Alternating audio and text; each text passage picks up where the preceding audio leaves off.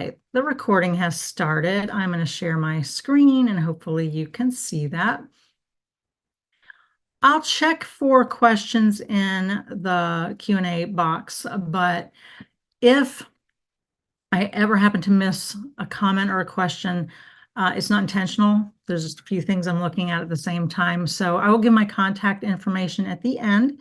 And I would be delighted if you reached out and contacted me if you have any questions or suggestions. One thing that I'll be doing during this session, in addition to what I'm going to share with you, is taking notes from you. So if you have thoughts or comments or ideas, I'm going to learn from you. This happens every time. So you can see what we're going to talk about today. There are participation activities. You do not have to speak or type or do anything if you don't want to. There are just some, if you wish to contribute, you are welcome to. As I said, I learn from you by far more than you'll learn from me probably. So let's talk about what mindset is. We're going to talk about mindset, especially as it pertains to math. That's my area. My name is Dr. Ruth Lane, and I work at South University Online, and I'm the program director there for the math department. And this has become kind of a passion for me. I really got interested in this a few years ago, and I've presented several times on this, and I really do think that when students believe they can do something, it's extremely helpful, and that is the growth mindset. And in 2006, Carol Dweck wrote, it says recent, the new psychology of success. It's not that new anymore, but she explained the difference between a fixed and a growth mindset. And she also explained that math students are very vulnerable to this. And those of us that teach it know that because we have students probably that frequently say, I've never been good at math, and they just have that stuck in their mind. So our goal today will be, I'll share with you some research and some questions so we can kind of reflect, and then some strategies. But again, you may have strategies I haven't thought of, and I'm very much looking forward to learning from you ideas that you have. So a fixed mindset limits success. So a lot of research has shown that when people have this fixed mindset, they are limited. And not only are they limited, but they're probably less likely to take a chance, try something. They're just in this permanent stuck situation. And we want to help free them, especially our math students. So the research, and there's a lot of it, and you're going to see at the end of the presentation and kind of scattered throughout resources. If you would like this presentation, just send me an email. I'll be glad to send it to you, and then you can have all these links. But students who believe that intellectual ability can be developed through effort are more likely to be resilient in college and successful. And also if they feel like they belong. So a sense of belonging is important too. I have students who feel like they shouldn't even be in college. That's sad, isn't it? But if they feel like they belong, they can be more successful. There's also another article I'm referencing here called Who Gets to Graduate? And it explains that students a lot of times were unable to live up to their potential because they had these fears. And they were especially prominent in high-risk groups, like, for example, or high scrutiny groups, like students in STEM fields, or students who maybe were in college and they're the first in their family to go to college.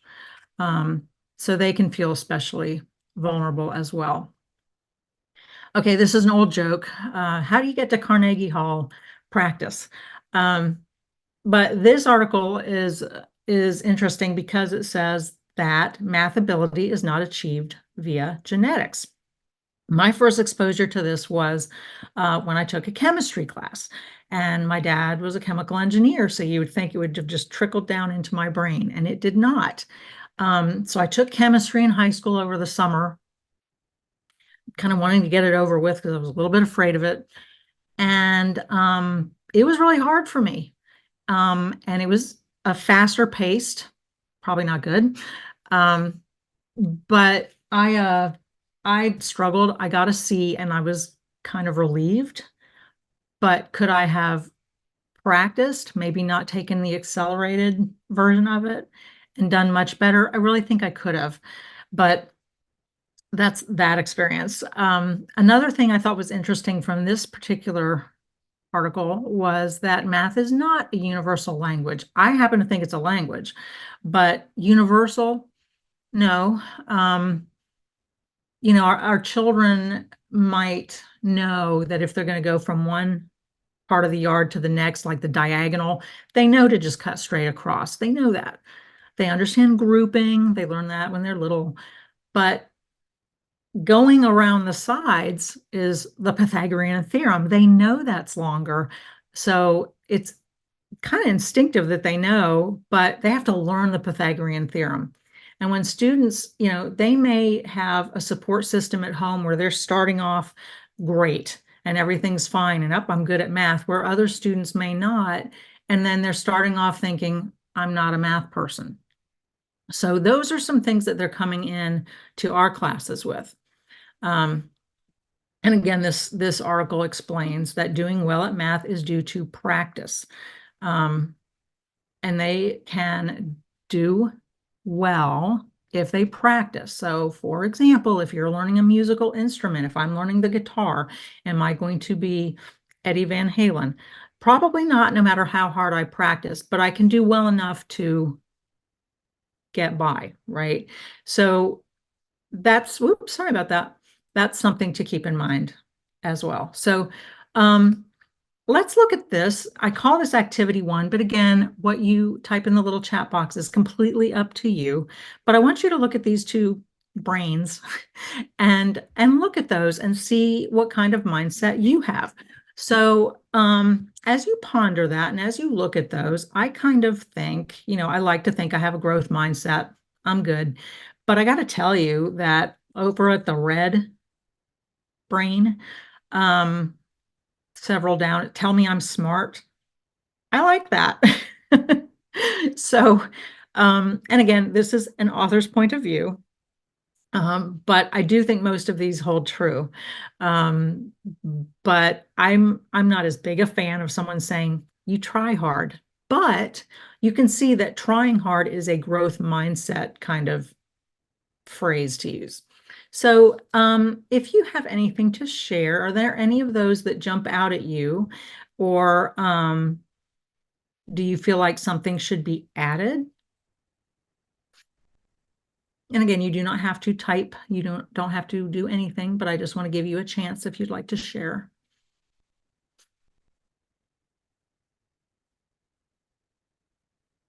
Oops.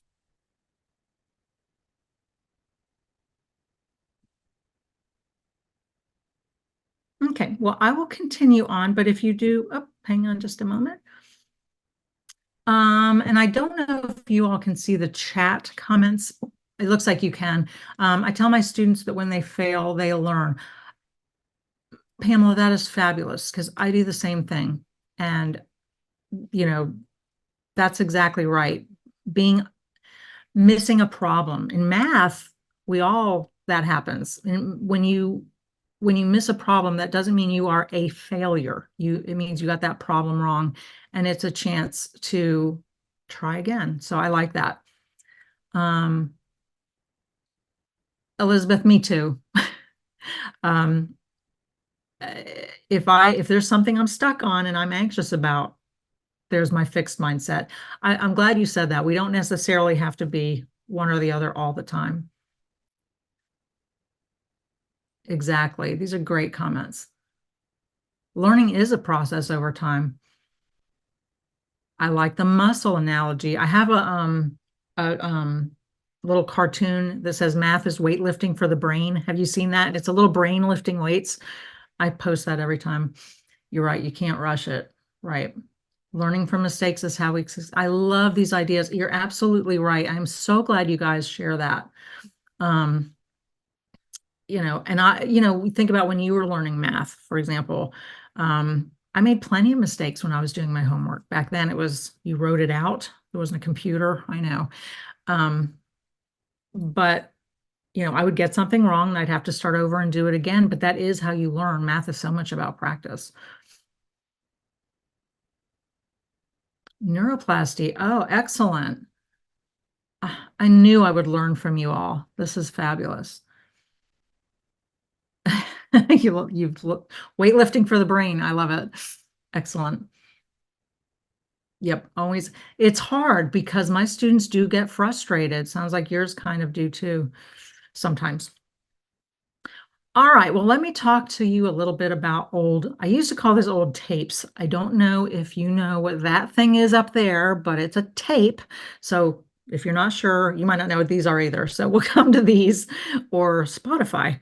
But I call them old recordings because Melissa, a lot of my students have these old recordings that they keep playing over and over in their mind, and they will they'll share them with me. And I have them up here on the screen. The first one I don't hear as much as I used to. Girls can't do math, but I do hear that. You're too old for college. At my university, we have a lot of students who decided to come back to college in their 40s, 50s, 60s, and they think they're too old. They're just not. You'll never pass the nursing exam. You can't write. You'll never graduate. You never did well in high school, and that won't change. And I have heard all of these from students of mine at one point or another. It's very sad. But so this is all of the baggage, all the old recordings that they're carrying into my class before we even start. And we need to try to help them erase the recordings that are wrong. Can you think of other examples of these bad tapes, these bad recordings that are harmful to them? I'll check the chat.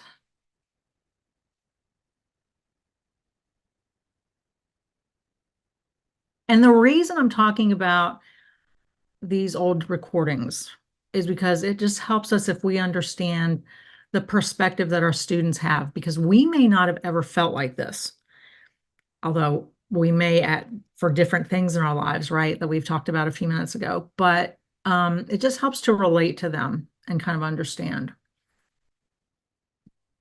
I'll keep checking the chat. I'll go to the next slide so you're not waiting on me. But another way to relate to your students is fear. Okay, so we won't talk about this too long, but I've got a bunch of fears shown here. Our students, a lot of my math students, their top fear is that one up at the top showing the math problem. They see that and they are kind of paralyzed, it seems like. I'm not a big fan of clowns. My fear is heights. And I actually that's not me, it's a photo I got from the internet, but I went on the Willis Tower, it used to be the Sears Tower, and I'm terrified of heights. And so my stepdaughter walked out on the ledge with me. Intellectually, I knew I can't fall, but she's holding my hand. Of course, people are yelling for me to jump, which I didn't think was so funny at the time. But that is my big fear. And with all that class, there's nowhere I'm going to fall. One could say that's irrational, but it was real to me. So, a lot of people are afraid of public speaking and snakes and bugs and death and, flying and definitely clowns. But the reason I'm asking you to kind of think about this and think about your fears, and you can only share if you wish, because I know I haven't listed every fear, but it helps us relate to our students. So when I have a student tell me, I'm terrified of taking your algebra course, instead of thinking, I'm a sweetheart, why are you scared of taking my algebra course? I think, okay, I have a fear too that very student might think is irrational. So it just helps us relate a little bit. All right, more relating to our students. Hopefully you had a great experience in college. But think about it for a second. Did you have any experiences, and only share if you wish to, that were negative? And did a negative experience affect how you thought about yourself, or your abilities? Did you have an instructor or professor say you can't do it?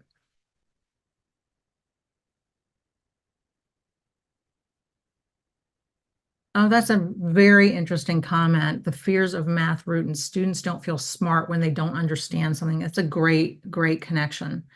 Um, I agree. I mean, I think that our math classes are the first ones that they take at my university where they've been doing okay, and then they hit that. They hit a math class where it is so different. Yep, that's a great observation. Um, and think about if you had someone or some experience in college or high school that was positive and it made a positive impact on you.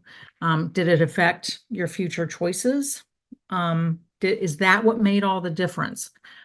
Because perhaps in college you had a fixed mindset and someone said something or cheered you on to help you feel like I can do this. So think about that. Again, only share if you wish.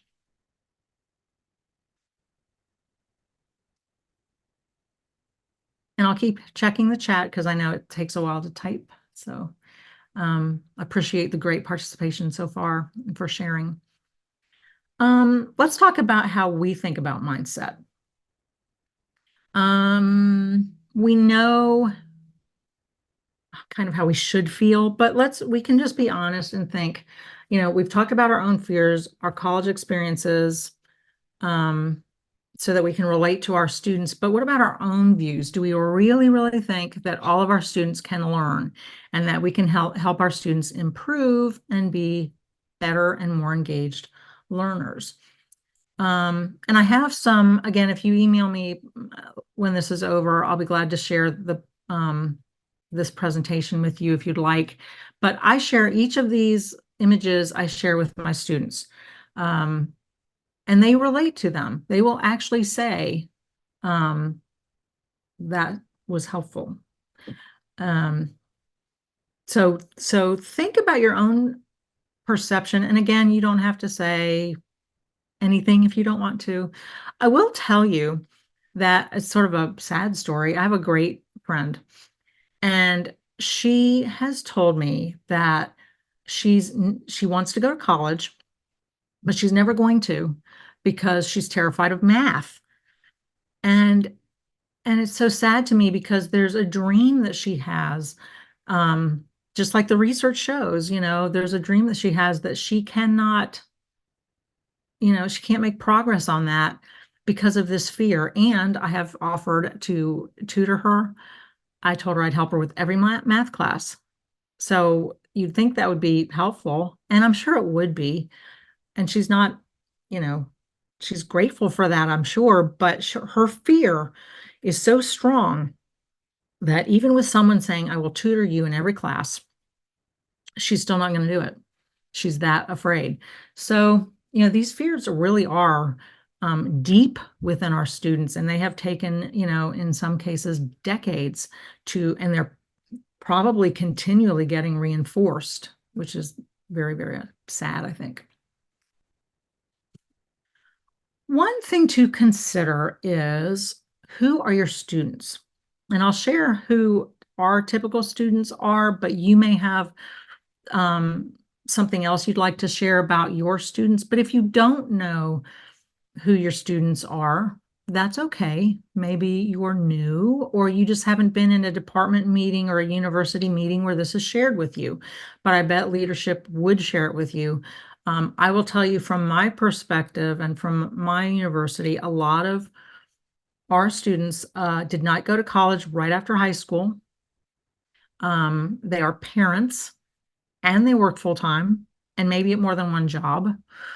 They're caregivers for family members, so they may have children they're caring for and parents they're caring for.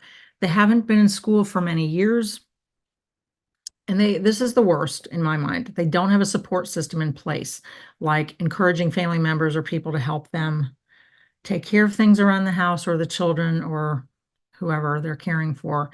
Um, so they feel very alone and very overwhelmed. You think about when you were in high school working, going to high school took up most of our time. And even if we were involved in other things, that took up most of our time. And a lot of our students have so many other obligations and so many other things pulling at them that have to come before school.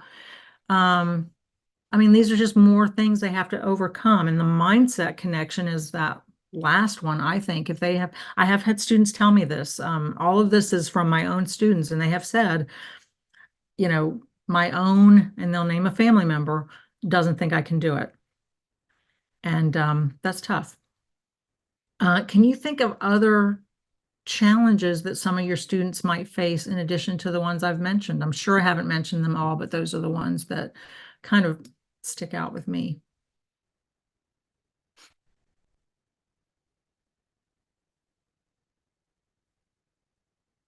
Whoops.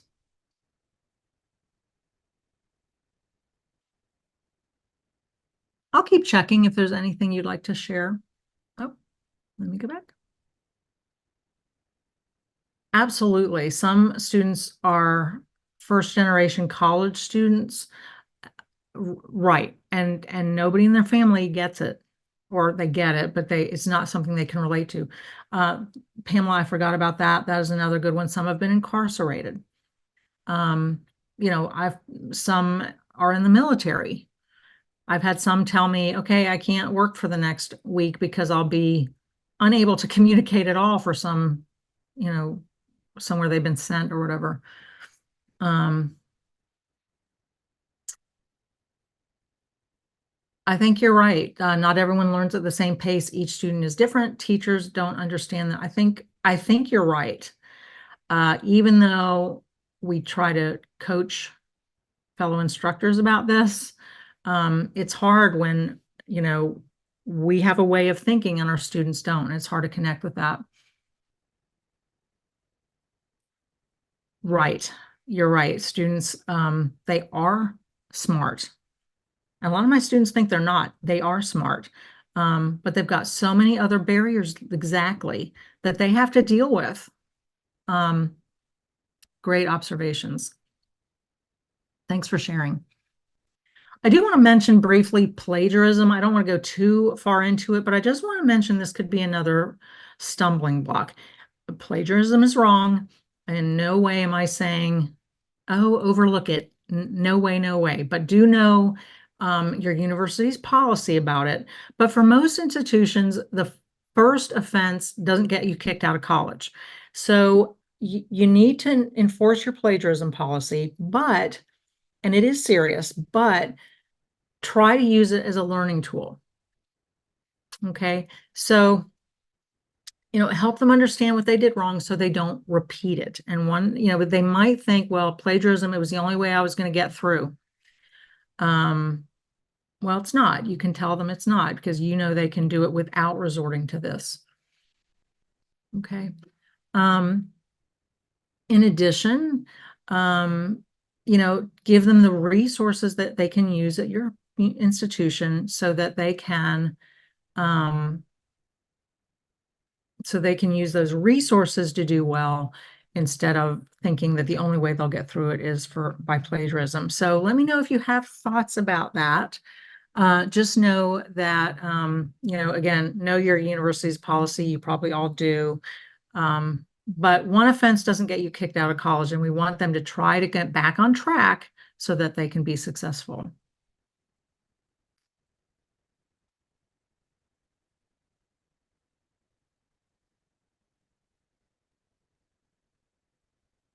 Whoops. Sorry, my computer bounces around a lot. I'm going to pause here for a moment and just make sure I haven't missed a chat. We're going to talk next, now that we've kind of thought about how our students relate and their backgrounds and where they're coming from as they come to our classes. We're going to talk about artificial intelligence, and then we're going to talk about some strategies where we can help our students move from a fixed to a growth mindset. So let me just take a break and catch up on chats. And if there is anything that you would like to share that you haven't yet, and if I missed one of your chats, feel free to retype it because I'm looking through and I think I've read them all and hopefully addressed them. But if I haven't mentioned what you've typed, it's not intentional.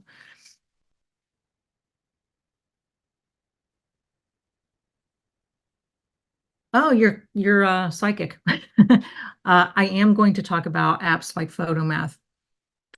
That's, did you look at my presentation in advance? Yep, I'm going to bring that up. One thing I repeat along the lines is innumeracy is socially acceptable. Yeah, I think that's a fantastic observation. Um, my husband and I will watch I'm in Huntsville, Alabama, and there's a Scholars Bowl where students will participate in like a brain game, a brain contest, right? Trivia questions, you could say. And when and the host is excellent, but sometimes he'll say, I know he doesn't mean it, but he'll say, "Okay, just your favorite thing. Here's a math problem." I'm like, it should be fun, especially for them. Um, but you hear it everywhere. I'm not a math person. I even worked at a job. I was the director at a learning center, and we had to come up with our some percentage for something. I forgot what. And the other directors are lined up behind me saying, "Ruth, do mine." I'm thinking, okay, aren't you a little embarrassed? I mean, and these are all people with multi degrees, and but it's just acceptable. And I think that's a great observation. I certainly don't want people to feel bad if they're uncomfortable doing math, but I don't want our students to feel like, oh, I'm just not good at math and leave it at that. That's that fixed mindset. And so I really like that perspective, Elizabeth, a lot. Well, let's go on to the artificial intelligence since photo math was brought up. But if you have other comments, I'm happy to stop and come back. So we will talk about artificial intelligence and look a reference to photo math. It's been around for a while, but in my mind, it's still fairly new. But artificial intelligence can streamline complex calculations. So that's good. And but it's got to be used appropriately. So it's getting harder and harder for us to just assign problems that they can, just look it up. So Chat GPT or Photomath, I've got the link down there below if you want to look at it.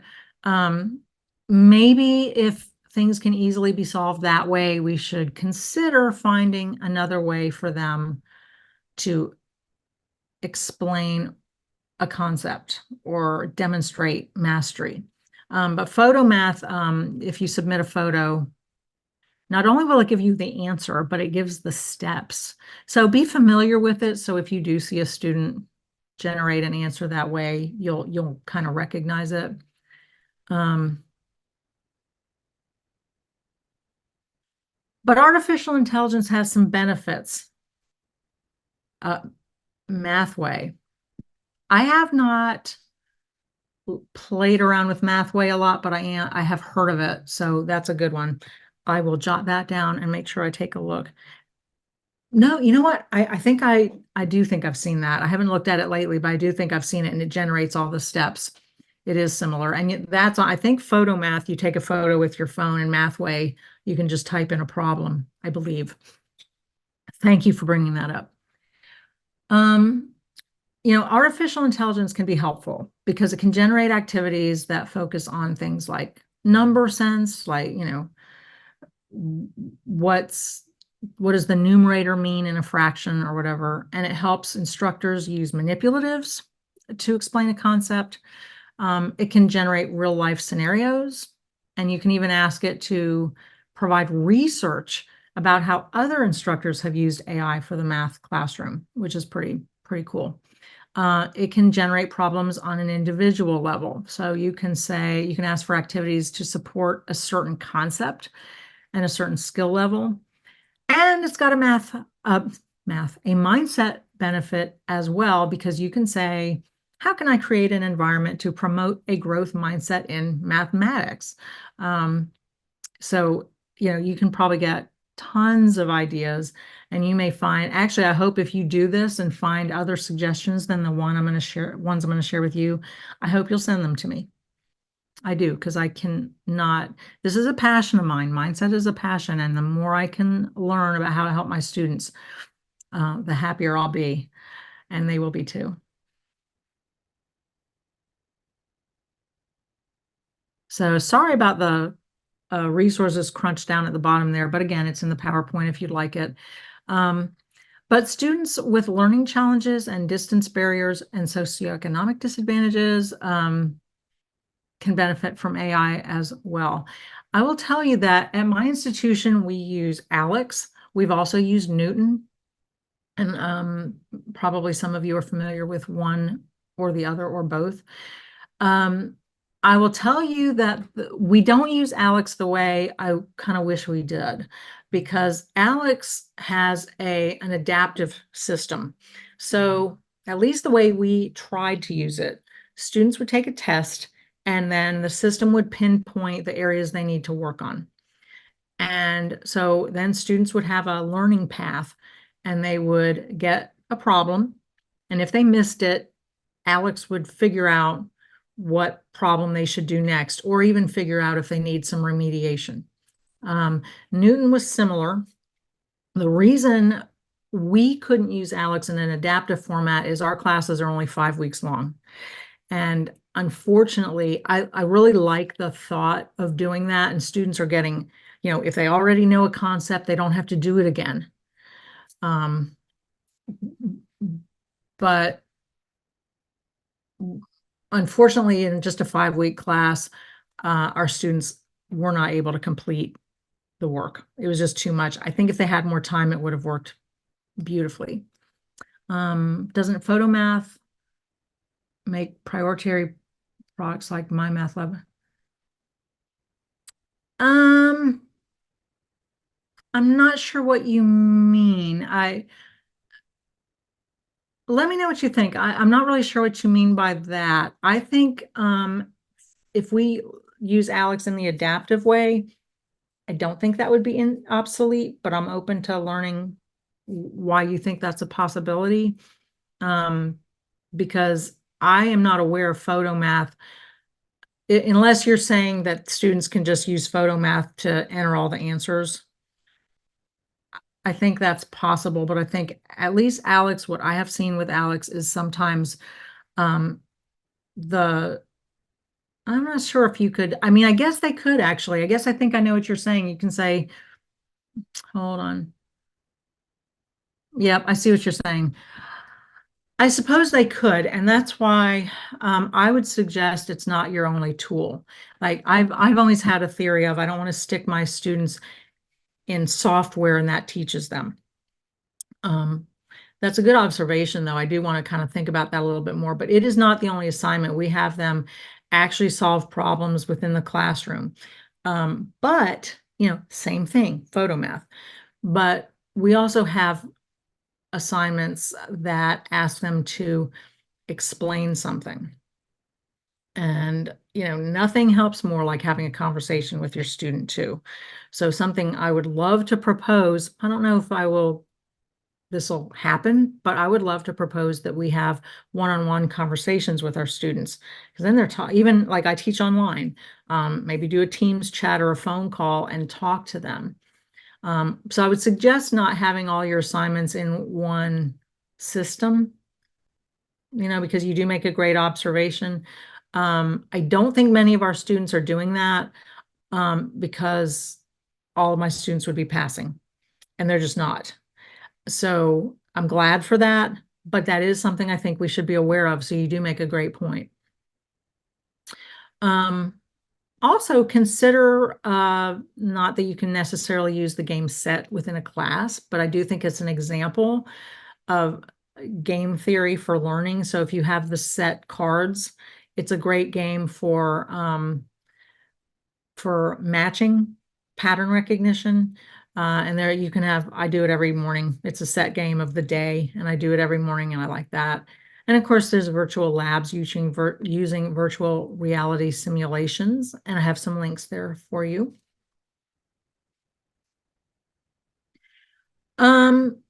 And then you can use artificial intelligence for some assignments, like, the example you see here, instead of just, oh, your answer's right, oh, your answer's wrong, which is what Alex does. we use the non-adaptive part of it. Um, you can set it up so they get feedback. I would love to do this. If we didn't use if we created our own in-house product, which is something we're thinking about, I wouldn't want to do that unless we had this kind of feedback. Whoops. So what can instructors do for our students? Well, we've already talked about the need to build empathy and learn who your students are. And, think about if you have students who really are nervous, maybe you have test anxiety resources or coaching, time management skills they might need. You might have orientation classes that already cover that. But I would suggest you make a list of your institution's resources so that you can give your students the tools that they need. Because if they have skill gaps, that could be a source of anxiety. We have a placement test, but I can't be 100% sure that they are placed perfectly. I hope they are, but maybe they guessed right? So then by the time they get to my class, maybe they guessed right. Uh-oh, they forgot something. So make sure that you have tools to help them if they have some skill gaps. And if you have a tutoring center or a resource center at your school, make sure you know about how to share that information with your students. Make sure they know your office hours and how to reach you. Your school might have coaching, like they might have a mentor associated with students. If anyone has that, I'd be very interested to learn more about it. We do not, but I think it's an interesting idea, and I know some universities do. Um, we also have counseling resources for them because, as we've already talked about, our students have so many other things they're dealing with in their life that adds to the anxiety, and then they can think, well, I just can't do it. I have too much on my plate. I can't do it. So the more support we can give them for even things other than math, I think the better. So if you do have other resources, please let me know. We do embedded tutors, which we call peer mentors. This is effective. Took time to show that, but I would love, actually, Elizabeth, I'd love to learn more about that. I hope you'll grab my email address at the end of this, if you're comfortable, and reach out to me and share with me how you do that. Because I think that's a great idea. And, as I've understood it, okay, super, thank you. As I've understood it, the peer mentors help them with not necessarily math tutoring, but with the other resources, the other, maybe where to find the tutoring, or here are the assignment due dates, things like that, just to kind of coach them along so they don't stop. And I'm just jotting down your email address.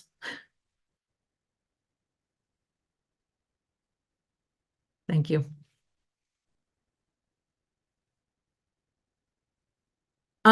Also remind students to think about their goals.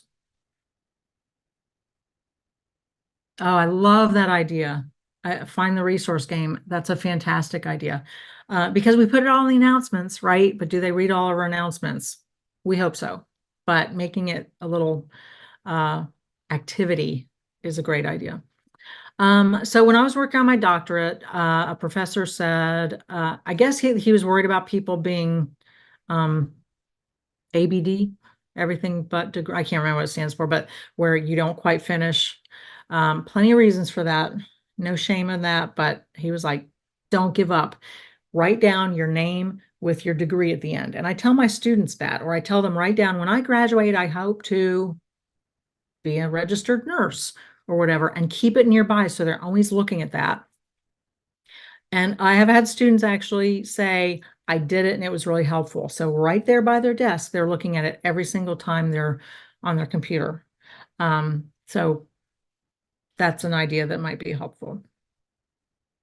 Try to have more than one way of explaining a concept. So if they get stuck, maybe a phone call or a whiteboard session, that can go a long way of helping them. We all know math texts are not all really easy to understand. Just a conversation with them can help if you are an online instructor. Also offer more than one way for them to demonstrate skill competency. So we talked about this a little bit earlier, but some students have stronger verbal ability. And so if we can offer opportunities for them to explain concepts and create examples, that can be really helpful too. Again, I'll just say, since we mentioned plagiarism, very, very easy to determine if that is what they did, because some of them might be terrified of that thought. They'd rather give me a problem instead, but I do have some who'd rather explain it. So just be aware, they might panic and try to take the easy way out. But hopefully it's giving them, most of mine are not doing that based on what I see. Most of them are really trying to explain it in their own way. And most of them, or many, have told me they are relieved to have one problem of the week, at least, where they're not cranking out a solution. Think about manipulatives. This could be a whole presentation, frankly, but there's a lot of great math manipulatives out there. I have some listed. You may know of others, and you're more than welcome to share them as well. There's a link here. It's not highlighted, but it's in that third bullet point about really good math manipulatives. Again, I think if students see something a different way, it can do a lot to help alleviate the stress. And I've had people tell me, if I can see it and touch it, it'll make sense to me. Okay, well, I'm online, so I can't actually bring out base 10 blocks, but when I taught face-to-face in college, I brought my base 10 blocks and my algebra blocks and stuff, and we did that, and it helped them actually see it and make sense. So, again, what does this have to do with mindset?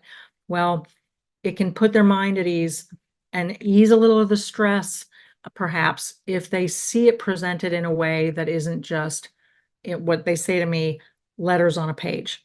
I'm fine with math when I see letters, so it's just another thing to consider if you can show them another way. And then share motivating stories if you can. You probably have plenty that you already are aware of. This particular link that I have, the title of it is There's One Key Difference Between Kids Who Excel at Math and Those Who Don't. That's the title of it. I think it's got a lot of ads, so I'm not really happy about that. But the point is, students who persevere and stick to it and keep trying are more likely to be successful. And, do all of my students read this article? Probably not, but I have had some tell me I read the article and it really made a difference in my life. There's plenty of other articles, so I'm not saying you've got to stick with this one, but if you share something like that, and I think what they like too is it's not just me telling them, oh, you got to try, you can do this.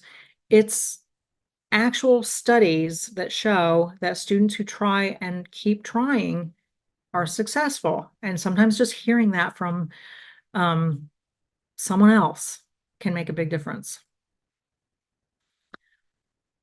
We can also encourage students to help each other. I don't mean plagiarism, but, especially if you're face-to-face, and you're meeting in a classroom, a physical classroom, you can say, like in my example, who can explain what negation means when we're working with truth tables? And you may have a student explain in a way that really clicks, and they can relate to that student. They're not alone.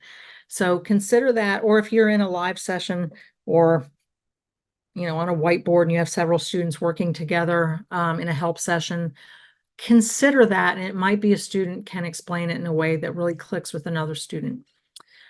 I also think it's an interesting idea to try to create an assignment that addresses growth and mindset directly.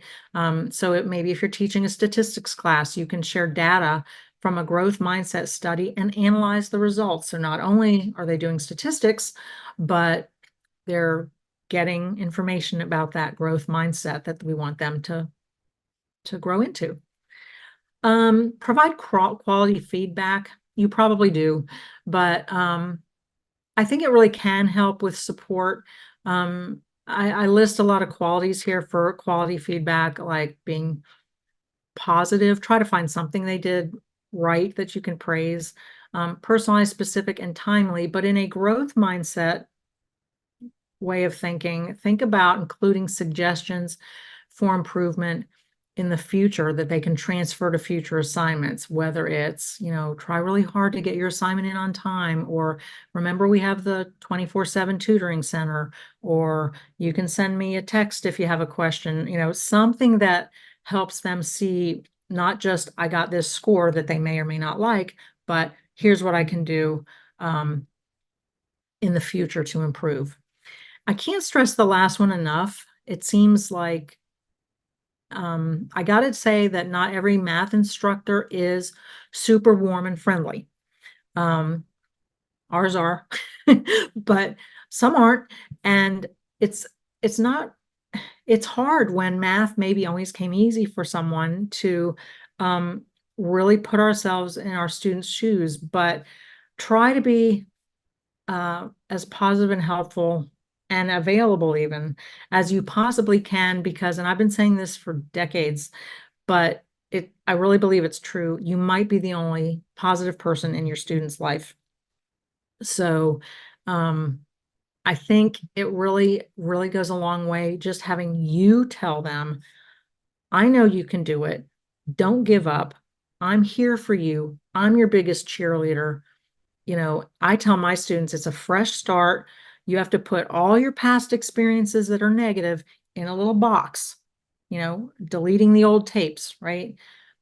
And just this is a fresh start. I will never put you down. I mean, I really do tell my students this. I'll never put you down. I will never pick at you. I will never embarrass you.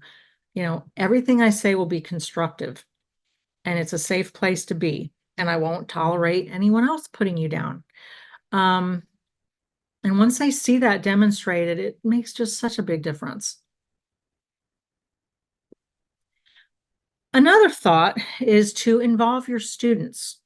I ask my students to write future students and explain, how can you get an A?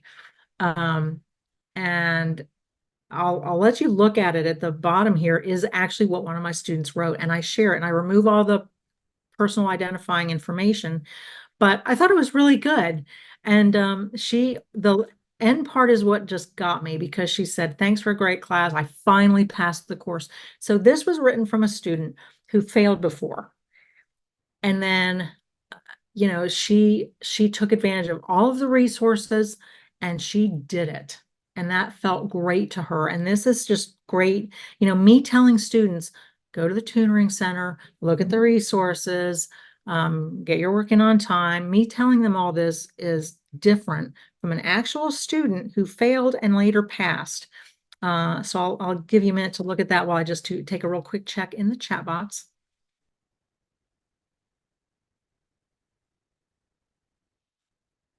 I think that's a great example. Force yourself to be a student so you don't forget how it feels. I love that idea. I try to do that too. A couple years ago, this is a ridiculous example, but maybe not. I tried to learn how to crochet. It was so hard at first. I knew how to knit.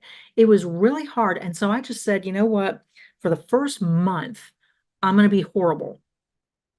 A lot of people are doing it. A lot of people know how to crochet. I'm going to be horrible for 1 month. And I was.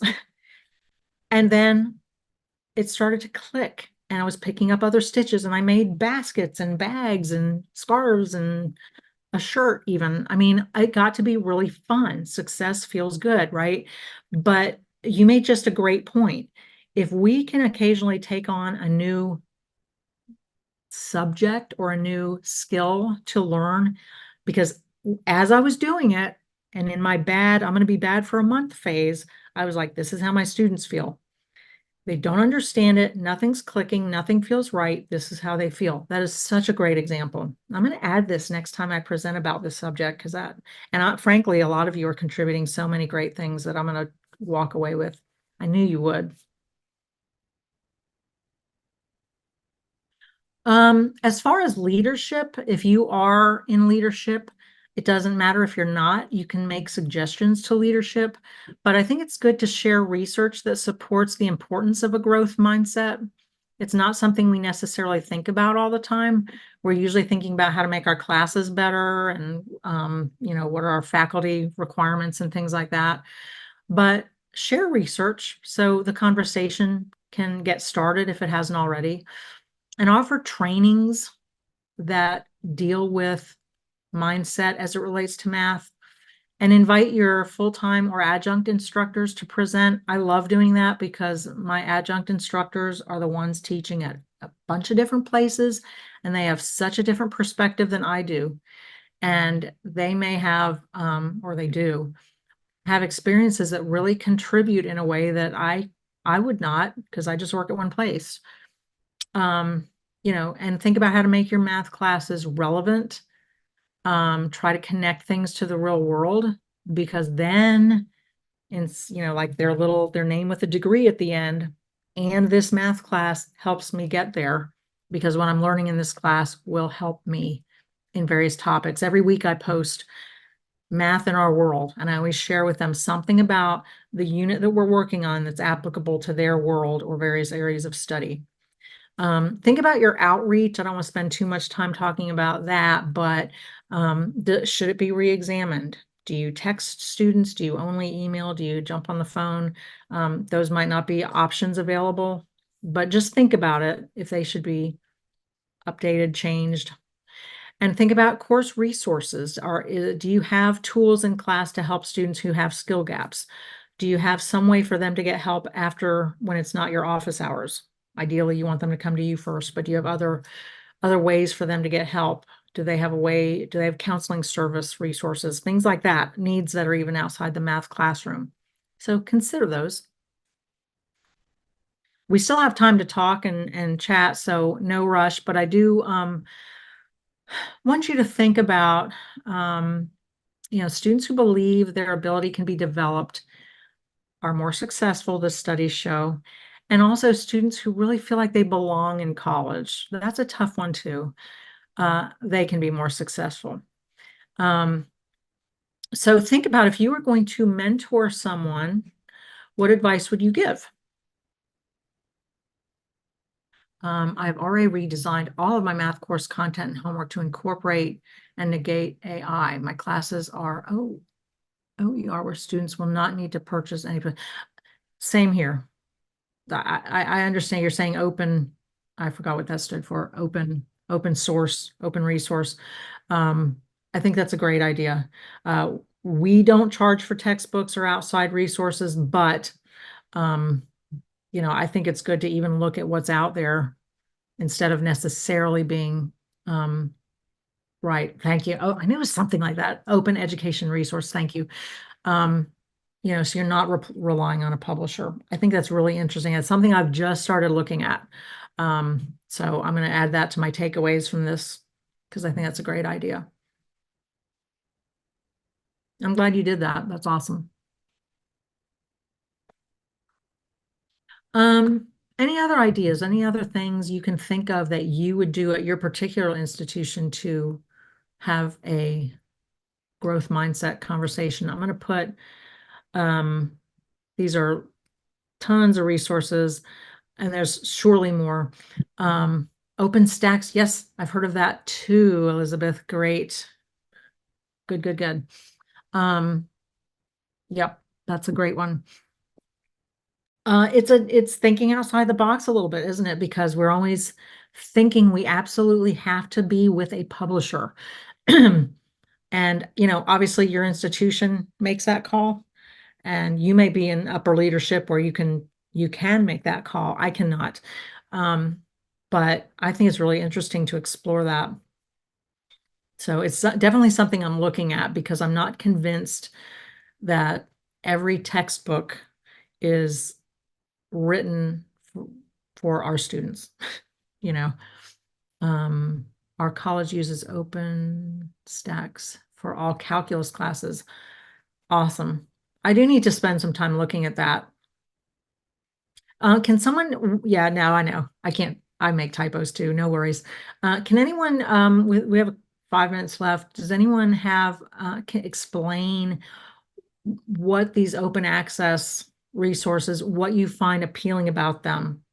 Do you think they are, and is mindset part of the rationale? Do you think it is more encouraging for students? Do you think it's in a language that's better for students who are struggling and feeling like they can't do it?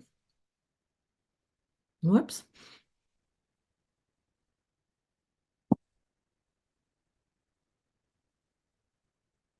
Oh, you're welcome. Thank you. Yep, that's a good idea about Googling OER and then the book title. No, I think that's awesome. And that you're doing the right things are fantastic. There's always, it's just so easy to, you know, that's why I spent so much time talking about how relating to our students. There's just so many, there's so many ways that we can reach them and enter their world. So, but as we start to wrap up, if you have final questions or comments, or if you want to reach out to me afterwards, feel free. That number that you see, you can also text it. My students do, so you won't be bothering me. But my email address is rlane it's long, at southuniversity.edu. You're welcome to reach out to me. If you have questions or suggestions, I would be delighted to learn from you as well. So I'm going to stop sharing my screen for a moment just so I can see your faces. So we only have a couple minutes left, so I'm going to look and make sure there's no more chat posts. Yes, I will share the PowerPoint presentation. Just send me an email. I'll be glad to send it to you. If you didn't get it, I'll say it again. But it should be available within this website. But it's rlane, RLANE, at southuniversity.edu. And oh, thank you. Feel free to reach out to me. I'll be glad to send it to you. And I really do appreciate you sharing an hour with me. It means so much to me. I know your time is valuable, and I really, every time I present at a conference, I'm very aware of your time and expertise. I love learning from you too. So I appreciate it. Thank you too. Hey, Dr. Lane, can I share when I teach social statistics, right? Huh? Through the social sciences. And so, and we use SPSS. And so I've designed a survey for my students, just kind of get some background and demographics and things about them. And one of the questions I ask is, do you think that people can change the course of their lives? Yes or no? And overwhelmingly, 70% of my students say no. So talk about a fixed mindset. That is huge. I know. I'm I so couldn't glad you believe shared. it. I No, couldn't believe it. It's like, wow. it's not just, and by the way, please call me Ruth. If you write me, please Okay. call me Ruth. That's huge, and it breaks my heart, I honestly. know. It Yeah. really so it isn't just math. Oh, Yeah. it was just math. Oh, and kind of. Thank you for sharing that. No, I mean, it gives Awful. me things to think about of how to expand in a growth mindset for my social statistics students, right? Do you mind? We have a question. There's a question. What's your question to your students? Can you repeat what you ask them? Well, it's the question I asked them is, do you think, and then I got in quotes, people can change the course of their lives, end of quote. And it's a yes and no question. Wow. Yeah. Oh, Francis, I have a question. Sorry to cut in, Ruth. no, no, no. Go ahead. I'm curious about your students because I'm wondering if that's a cultural response, maybe if there's a socioeconomic situation going on. Am I making sense? Because Well, I know it's a survey. It's a survey that asks a lot of demographics. So I can break it down through, the social economics. I can break it down through subjective class, race, gender. I mean, I can, but it's overwhelmingly 70% of the students themselves, you know, so I haven't broken And the down. age group of your students? I'm sorry? The age group, just out of curiosity. Well, it's college students, so they're anywhere from 17 to, you know, I had one student last semester that was 55. Okay. Wow. Well, on that Okay. cheery note, I don't want to keep anybody late Yeah. for your next meeting, but that is so valuable. I'm going to hold that with me for a long time. Yeah, That's very, that very, was shocking. Thank you. Yeah. thank you for sharing. That's just more eye-opening about mindset and how it's in every aspect of our lives. Yeah, super, super helpful. All right, well, I'm going to end the recording and let you guys go to your next session. But thank you again for sharing your hour with me. And I have my contact information. And just reach out if you'd like to bounce ideas around or get the presentation. I'm happy.